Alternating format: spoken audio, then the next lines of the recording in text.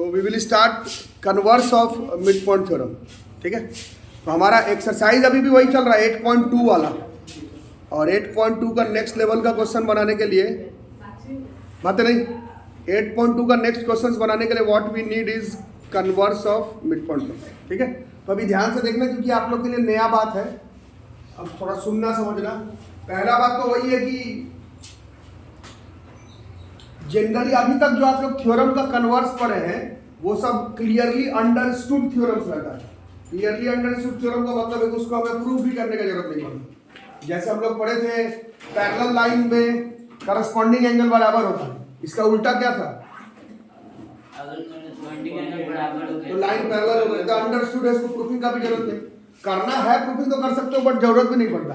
Parallel line में alternate angles बराबर होता है, अगर अल्टरनेट एंगल बराबर हो रहा है तो लाइन हो जाएगा पैरेलल, है ना।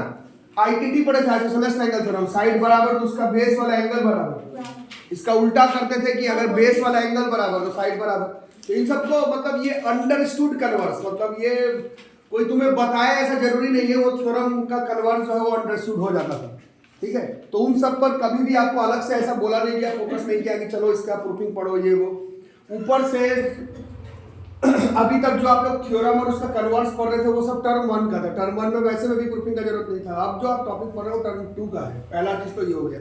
दूसरा, मिड पॉइंट थ्योरम का कन्वर्स जो आज हम लोग पढ़ेंगे, इसका प्रूफिंग स्कूल एग्जाम में मिड पॉइंट थ्योरम से भी ज्यादा बार पूछा जाता है। ठीक है, तो इसको भी हम लोग ख्याल रखेंगे। टर्म 1 का होता तो ऐसे ही बस ऊपर ऊपर से इसका कन्वर्स लिख करके भाग जाते हैं, बट क्योंकि ये टर्म 2 का है जिसका प्रूफिंग पूछा जाएगा। और प्री कोविड एरा में भी अगर देखा जाए तो मिड पॉइंट थ्योरम से ज्यादा बार एग्जाम में converse of midpoint theorem का क्वेश्चन प्लस प्रूफिंग पूछा जा चुका है। ठीक है, ये हो गया पहला चीज। दूसरा, अभी हम लोग इसका प्रूफिंग करेंगे तो हम लोग देखेंगे कि इसका प्रूफिंग में कुछ अलग स्टाइल से प्रूफिंग होगा। अभी तक आप लोग ज्योमेट्री में जैसा प्रूफिंग किए उस हिसाब से converse of midpoint theorem का प्रूफिंग नहीं हो पाएगा। ठीक है, तो पहले ये थ्योरम कहता क्या है इसको मैं पहले ऊपर से समझाता हूँ। कल आप लोग मिड पॉइंट थ्योरम समझे थे ना। मिड पॉइंट थ्योरम क्या कहता है कि अगर एक ट्राइंगल है, दो साइड का मिड पॉइंट को अगर ज्वाइन कर दिया जाए तो तीसरे के पैरेलल भी होगा, हाफ तो तीसरे के पैरेलल भी होगा। और अब मैं अगर बोलूं कि इसका उल्टा, तुम खुद से बोलो कि क्या होगा। कन्वर्स का मतलब तो यही होता था ना। जैसे अभी आप लोग बोले पैरेलल लाइन में करस्पॉन्डिंग एंगल बराबर, तो उसका उल्टा है करस्पॉन्डिंग एंगल बराबर तो लाइन पैरेलल। कोई भी बोल सकता है। इसका उल्टा बोल करके दिखाओ। ये तो थ्योरम तो ये मिड पॉइंट थ्योरम है, इसका उल्टा बोलने का ट्राई करो क्या हो। ट्रायंगल के किसी भी साइड के, है ना, बोलो बोलो। इतना देर में नहीं बोल पाए मतलब इसका कन्वर्स बिल्कुल स्ट्रेट फॉरवर्ड नहीं है। बिल्कुल स्ट्रेट फॉरवर्ड होता तो अभी तक उल्टा करके बोल दिए होते। जैसे लाइन पैरेलल वाला आप लोग को एकदम फट से बोल देते हो, पैरेलल है तो करस्पॉन्डिंग एंगल बराबर, करस्पॉन्डिंग एंगल बराबर तो लाइन पैरेलल, साइड बराबर आइसोसेलेस का तो एंगल बेस एंगल बराबर, बेस एंगल बराबर तो साइड बराबर, डायरेक्ट बोल देते हो। इसका उल्टा लेकिन बोलने के लिए बोला जा रहा है अभी बहुत सारे लोग क्लास में, लेकिन कोई इसका उल्टा करके बोल नहीं पा रहे हो। इसका मतलब है कि इसका कन्वर्स बिल्कुल ऐसा स्ट्रेट फॉरवर्ड कन्वर्स नहीं है कि बस इसका उल्टा की ओर आ गया। इसको मीनिंग भी तरीके से समझना पड़ेगा और इसका प्रूफिंग भी हमें तरीके से समझना पड़ेगा। ठीक है, समझ में आ रहा बात? कोई प्रॉब्लम? तो पहले इसका मतलब समझाता हूं, मतलब अच्छे से समझना। थ्योरी व्योरी तो लिखेंगे। ये थ्योरम कहता है converse of midpoint theorem कि अगर तुम्हारे पास केवल एक ही मिड पॉइंट है, कितना मिड पॉइंट है? एक मिड पॉइंट है, और वहां से हम लोग एक लाइन चलाना शुरू करेंगे पैरेलल। किसके पैरेलल? ये यहां पर कहीं पर कटेगा ना। ये थ्योरम ये कहता है कि जिस पॉइंट पर कटेगा वो AC का भी मिड पॉइंट होगा। इसको हम लोग converse of midpoint theorem कहते हैं। तो समझ में आया या फिर बाउंस कर गया? ये कह रहा था कि दोनों मिड पॉइंट को जोड़ो तो ये इसके पैरेलल होगा। ये कह रहा है कि एक ही मिड पॉइंट से एक लाइन चलाओ जो कि इसके पैरेलल लेकर के चलो तो वो तीसरे के भी मिड पॉइंट पर जाकर के कट जाएगा। उल्टा है converse of midpoint theorem का। क्लियर है सबको? एक बार और बोलता हूं, मिड पॉइंट में दोनों मिड पॉइंट को ज्वाइन करो तो इसके पैरेलल आएगा। कन्वर्स कहता है एक ही पॉइंट से चलो बट पैरेलल तुम लेकर के चलो तो वो दूसरे वाले के मिड पॉइंट पर जाकर के कट जाएगा। ये converse of midpoint theorem है और ये बिल्कुल स्ट्रेट फॉरवर्ड थ्योरम नहीं है। इसका स्टेटमेंट भी लिखना पड़ेगा, इसको प्रूफिंग भी करना पड़ेगा और इसका प्रूफिंग थोड़ा अलग तरीके से भी करना पड़ेगा। इस तरह का proofing, theorem proofing, converse of theorem proofing direct mathematical नहीं हो पाएगा, कुछ कुछ और करना पड़ता है। ठीक है, तो क्या क्या करना पड़ता है देखते हैं। पहले ये समझ गए क्या? इसको लिखो मत, अभी तरीके से लिख रहे हैं तो समझाने के लिए था। पहले स्टेटमेंट लिखेंगे, पहले स्टेटमेंट लिखेंगे, मिड पॉइंट थ्योरम का नहीं, converse of midpoint theorem का स्टेटमेंट। स्टेटमेंट बिल्कुल बुक वाला ही लिखना पड़ेगा, अपने लैंग्वेज में नहीं लिखना है।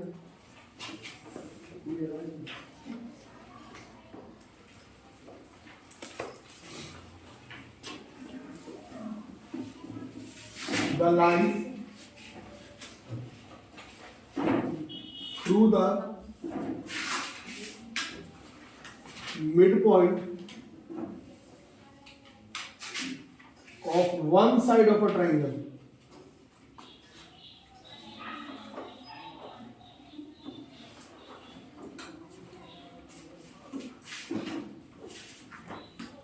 parallel to another side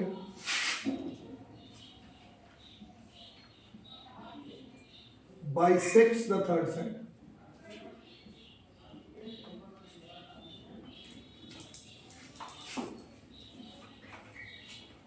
ठीक है, प्रूफिंग में अनूठा टाइप का होगा। पहली बार आप लोग लाइफ में कन्वर्स ऑफ किसी थ्योरम का प्रूफिंग करना शुरू करेंगे, जो कि बिल्कुल ऐसा स्ट्रेट फॉरवर्ड उल्टा करके आंसर आ गया वैसा नहीं, कुछ तरीके से करना पड़ेगा। और आप लोग सीखेंगे कि बेसिक थ्योरम का कन्वर्स जो है काफी डिफिकल्ट रहता है प्रूफ करना, जो कि अभी हम लोग देखेंगे। डिफिकल्ट से ज़्यादा मैं तो हमेशा 9 से 12 क्लास तक यही बताता हूँ कि मैथ साइंस में कोई डिफिकल्ट नहीं है, नया हो सकता है कि हाँ भाई ऐसा प्रूफिंग तो हम लोग पहले कभी नहीं किए, तो उस हिसाब से कुछ अभी हम लोग करने वाले हैं। ठीक है, स्टेटमेंट समझ गए क्या? स्टेटमेंट समझ गए? तो अब डायग्राम स्लॉट होगा। इस बार कह रहा है कि हमारे पास कितना ट्राइंगल है? एक ट्राइंगल है। उसी वहां से दिख रहा है कि सामने बैठी?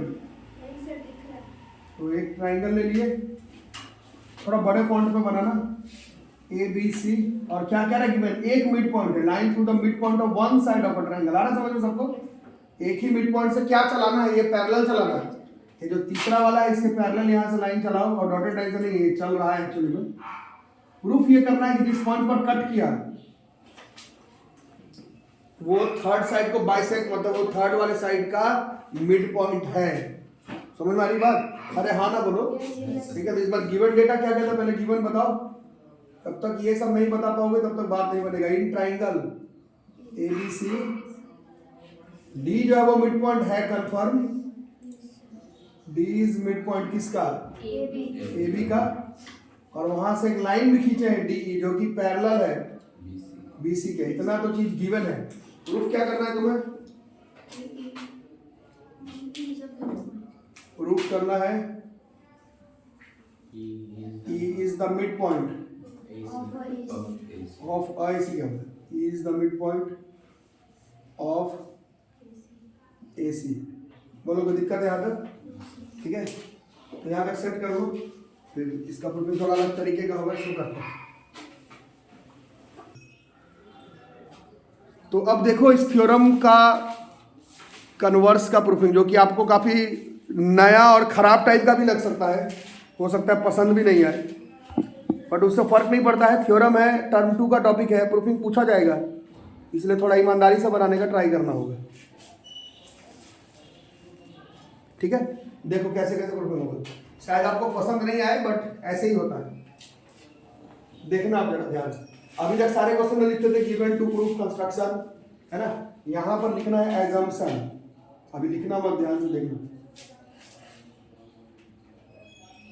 इंग्लिश मीडियम के एजम्पशन का मतलब क्या होता है?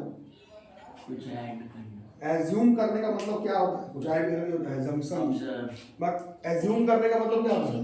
इमेजिन करना होता है। एज्यूम का मतलब मानना होता है। इंग्लिश का क्लास को तुम लोग क्या करते हैं, बहुत बुरा है। एज्यूम का मतलब कुछ चीज मानना है। अब देखो इस तरह का क्वेश्चन कैसे प्रूफ होता है। इसमें हम लोग क्या प्रूफ क्या कर रहा था? हमें ई को मिड पॉइंट प्रूफ करना था ना। इसको प्रूफ करने का तरीका, मान लो कि E is not the mid point, ऐसे ही बनेगा ये क्वेश्चन।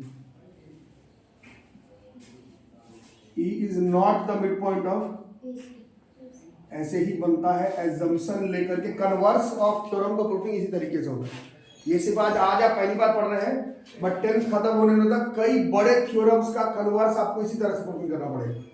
छोटा मोटा का नहीं, पैरेलल है तो करस्पॉन्डिंग एंगल बराबर करस्पॉन्डिंग एंगल पर, उसमें जरूरत नहीं पड़ता।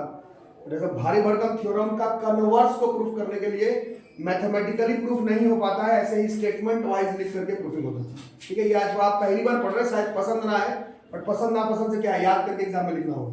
ठीक है, खैर फिलहाल एजम्पशन क्या मान ली कि ई क्या है, मिड पॉइंट नहीं है। ठीक है, यहाँ तक कोई दिक्कत, अभी लिखना मत, बताना। तो एक लाइन का कितना मिड पॉइंट होता है, एक कोई भी अगर एक लाइन हो एसी, इसका कितना मिड पॉइंट होगा, एक होगा। ई नहीं है ऐसा आप माने हैं तो कोई तो होगा ना, समझ में आ रहा है सबको, एज्यूम कर लियो ई मिड पॉइंट नहीं है, बट एक लाइन का एक मिड पॉइंट तो होता है, यदि ई नहीं तो कोई तो होगा। तो उस हिसाब से लेट, इसके बाद प्रूफिंग स्टार्ट है। ई नहीं है ये तो मान चुके हो, बट एक लाइन का आप लोग बता रहे एक मिड पॉइंट तो होता है, तो कोई तो एक मिड पॉइंट होगा, उसका नाम मान लेते हैं, कुछ भी बोलो, जैसे F be the mid point of AC. ये ध्यान से देखना, समझ में शायद नहीं आया बट प्रैक्टिस से हो जाएगा। ई अगर मिड पॉइंट नहीं है तो कोई तो एक मिड पॉइंट होगा ना, मान लो एफ है वो मिड पॉइंट, चलेगा। और ज्वाइन कर देना है, and join D F, D से एफ को क्या कर देना है। अब बताओ, कल तक आप लोग एक थ्योरम पढ़े थे मिड पॉइंट थ्योरम, तो उसका यूज करेंगे ना क्वेश्चन बनाते समय। अब इस ट्राइंगल में मिड पॉइंट थ्योरम लग रहा है कि नहीं लग रहा है, ये बताओ। कुछ बोलते ही नहीं हो, गूंगा हो। ए बी सी है, डी इसका मिड पॉइंट था, तुमने एफ को क्या मान लिया, इसका मिड पॉइंट मान लिया है और इसको ज्वाइन कर दिया है, तो अब तो इसमें मिड पॉइंट थ्योरम काम करेगा ना। Converse of midpoint theorem proof करने वाले हो तो कम से कम जो थ्योरम तुम्हें पता है उसका तो यूज करोगे। एक थ्योरम को प्रूफिंग करने वाले हो तो पीछे वाले थ्योरम का यूज तो बनता है।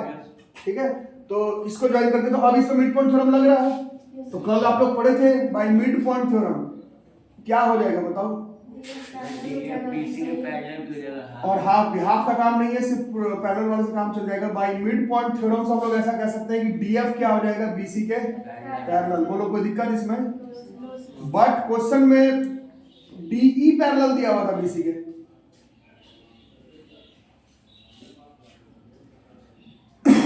ये गिवन था और ये तुमने मिड पॉइंट थ्योरम से लाया है। यहां तक कोई दिक्कत, क्योंकि लिखना भी है इसलिए पहले समझ लो, यहां पे कोई दिक्कत है तो बताओ। अब थोड़ा बताना, अब तुम्हारी बारी आ गई, अपना मैथ्स का कॉन्सेप्ट दिखाओ, नहीं दिखा पाओगे तो रट के लिखना, और दिखा पाओगे तो हमेशा के लिए याद रहेगा कि ऐसे होने वाला। ठीक है, अब आप बताना, एक पॉइंट है डी और एक लाइन है बीसी, और ये टॉपिक एक्चुअली में अभी आप लोग जैसे पूछ रहे थे चैप्टर नंबर 5 यूक्लिड ज्योमेट्री, हट गया है एग्जाम से, बट उसमें जो जो चीज दिया हुआ था वो कॉमन सेंस वाला बात है। ऐसा नहीं कि उस चैप्टर में हम लोग नहीं पढ़े तो बता भी नहीं सकते, अभी आप लोग खुद बताएंगे। एक पॉइंट है, एक लाइन है, एक पॉइंट है, एक लाइन है, जमाई लेना बंद करो, निगेटिव एनर्जी फैलता है देश भर में। ये एक पॉइंट है, ये लाइन है, ये पॉइंट है, लाइन है, पॉइंट है, लाइन है। एक पॉइंट से एक लाइन के पैरेलल आप कितना लाइन खींच सकते हैं, बिना समझ करके मत बोलना, समझ करके आंसर बताओ। एक पॉइंट से एक लाइन के पैरेलल कितना लाइन खींचा जा सकता है, एक पॉइंट से इसी लाइन के पैरेलल लाइन खींचना कितना लाइन पॉसिबल है, सिर्फ एक या एक से ज्यादा, सिर्फ एक वर्ड सुनाई नहीं दे रहा है, एक ही लाइन पॉसिबल है। इस लाइन से एक पॉइंट से इस लाइन के पैरेलल आप कितना लाइन पैरेलल खींच सकते हैं, केवल एक। ऐसा हो नहीं सकता कि इसी पॉइंट से आप बहुत सारा लाइन खींच लें जो कि बीसी के पैरेलल है, ये पॉसिबल नहीं है।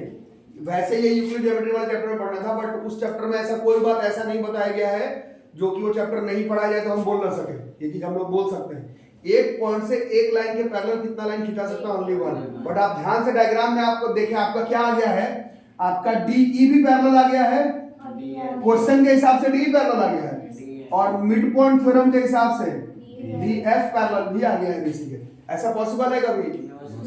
एक पॉइंट से एक लाइन का एक ही लाइन पॉसिबल है पैरेलल खींचना, बट आपका दो लाइन पैरेलल हो जा रहा है from a given point. Mathematical नहीं है, ऐसे लिख करके ही होगा, अभी ध्यान से सुनना और फिर बताना। From a given point, point का नाम क्या था, D, only one line can be parallel to BC, ये मानते हो ना? एक पॉइंट डी है, उससे बीसी के पैरेलल तुम एक ही लाइन खींच सकते हो, बट तुम तो दो खींच दे रहे हो। बट हमारा डीई भी पैरेलल आ जा रहा है बीसी के यहाँ पर, एंड डीएफ भी पैरेलल आ जा रहा है बीसी के। ये पॉसिबल है क्या? इट इज नॉट पॉसिबल, ये पॉसिबल ही नहीं है। यहां तक बोलो दिक्कत है क्या? अभी लिखते समय और याद हो जाएगा, जो लोगों को कुछ भी नहीं आता उन लोग अलग बात है, नहीं तो ये समझ में आ जाना चाहिए। तो ये पॉसिबल नहीं है, मतलब तुम्हारा पूरा आंसर गलत आ रहा है। गलत भी नहीं, तुम ऐसा आंसर लेकर के आए हो जो मैथमेटिकली पॉसिबल नहीं। एक पॉइंट से तुमने एक लाइन की कितना लाइन पैरेलल खींच दिया, दो। ये गलत छोड़ो, ये तो मैथ्स में पॉसिबल ही नहीं है। मतलब ऐसा तुम भयानक गलत आंसर लाए हो जो कि मैथमेटिकली संभव नहीं। इसका मतलब क्या हुआ कि तुमसे कहीं पर गलती हुआ है, तभी तो इतना गंदा आंसर लाए। आपको आ रहा समझ में? ये converse of midpoint theorem का बात नहीं है। आज के बाद आप जब तक मैथ्स के साथ जुड़े हुए रहेंगे, भारी भरकम थ्योरम का कन्वर्स का प्रूफिंग इसी स्टाइल से किया जाता है। और अभी स्टाइल अभी बाकी है। आप लोग अभी बता रहे थे कि आपने इतना गलत आंसर लाया है जो कि मैथ्स में पॉसिबल नहीं है। इसका मतलब है कहीं ना कहीं क्या हुआ है, कुछ तो गलती हुआ है, तो तभी तो इतना गलत आंसर आ गया। अब आप देखो कि क्या गलती हुआ है। कुछ तो गलती हुआ है, तभी तुम्हारा ऐसा नॉट पॉसिबल वाला आंसर आ गया।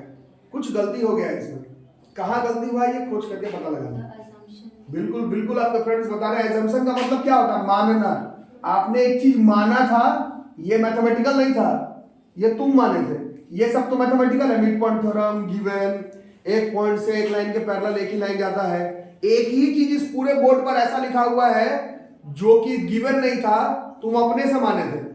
ये तुम्हारा एजम्पशन था। एज्यूम का मतलब अपने से मानना होता है। तुमने एक चीज को माना और तुम्हारा पूरा आंसर गलत हो गया। इसका क्या मतलब हुआ? अरे जमाइने ना बंद कर मेरे भाई, आप लोग बोलो जल्दी जल्दी। एक चीज को माने और मानने के वजह से पूरा आंसर गलत हो गया। इसका क्या मतलब हुआ? कि जिस चीज को माने थे वो गलत हो गया।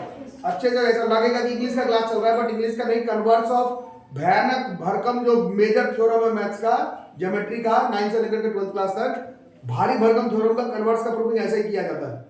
ठीक है, आपने एक चीज माना और तुम्हारा पूरा आंसर गलत। इसका क्या मतलब हुआ? जो चीज माने वो गलत हो गया। It is contradicting. कॉन्ट्राडिक्ट का मतलब क्या होगा? गलत साबित करना। किसको? Our assumption. ये कोई चीज मानने बैठे और उस मानने के वजह से मेरा पूरा का पूरा आंसर क्या हो गया? गलत ही नहीं, मतलब ऐसा चीज आ रहा है जो मैथ्स में पॉसिबल ही नहीं है। एक पॉइंट से एक लाइन के दो लाइन पैरेलल, ये संभव ही नहीं है। मतलब तुम्हारा मानने वाला कॉन्सेप्ट क्या हो गया? गलत हो गया। अब बताओ तुमने क्या माना था? ई को मिड पॉइंट नहीं माना था। तुम्हारा पूरा का पूरा क्वेश्चन का बतंगड़ बन गया। इसका मतलब क्या हुआ? जो चीज तुमने माना था वो गलत था। तुमने माना था कि ये मिड पॉइंट नहीं है, इस वजह से तुम्हारा ये पूरा आंसर गलत हो गया। इसका क्या, इसका मीनिंग क्या निकला?